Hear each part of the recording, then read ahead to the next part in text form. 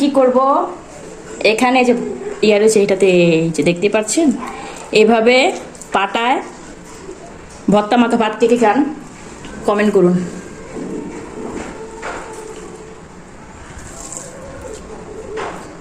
কে কে এভাবে খান পাটায় ভর্তা মেখে। এখানে আরেকটু নিয়ে নিব সিম ভর্তা এবং ধনিয়া পাতা ভর্তা নিয়ে এভাবে মেখে মেখে খাবো। সেই স্বাদ। মিত্র সেই লেভেলে মজা। ওখানে হাতের অবস্থা দেখছেন,